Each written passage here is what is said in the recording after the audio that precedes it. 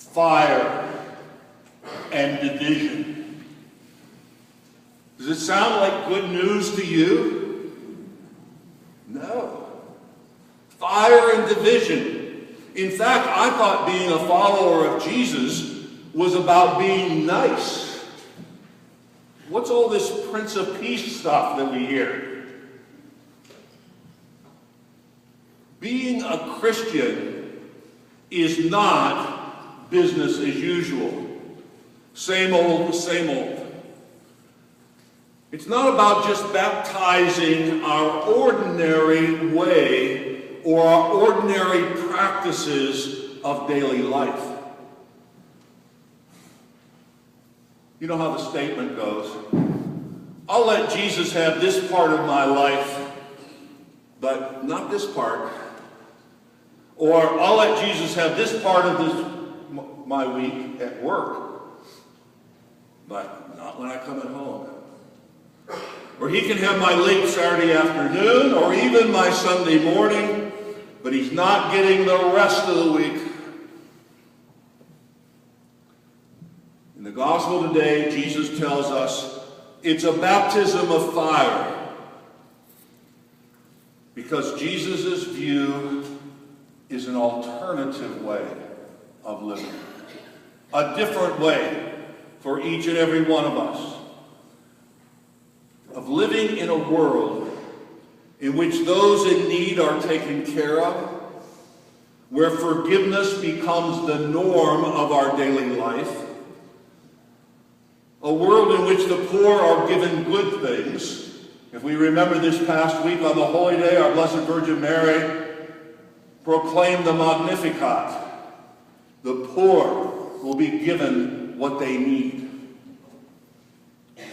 where our wealth is shared and not hoarded, a community where the weak and the lonely are welcomed. This is all God's new community, a radical vision of our world. And it's really about a total renovation. It's not just a fresh coat of paint put on our lives at Easter and Christmas. Rather, it's like a wrecking ball that comes in and changes our world around, turns our world even upside down at times. Jesus takes away the sin of the world. We say that over and over and over again. And Jesus opens up the table. And he keeps adding a new leaf and another leaf and another leaf, so that all can sit down. And he says, you sit down here, you sit down here. And sometimes we look and we say, you mean him? You mean her? Yes, Jesus says, we're all sitting at that table. Jesus says, anyone who shares my agenda, anyone who shares the agenda of God's reign, of God's peace and God's justice and God's love, is welcome at the table. Remember, his agenda is not ours. And our agenda, many times, does not connect with Jesus. So the question we ask ourselves tonight, are we faithful enough to Jesus' way of life? Does Jesus' way of life turn our value system upside down? Does it call us to an unconditional love with one another?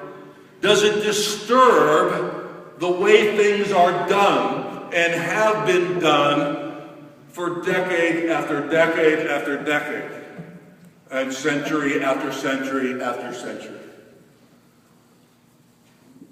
So, my words to you.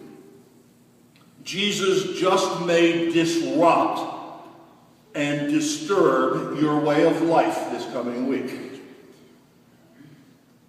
just like he may disrupt and disturb mine. God bless you.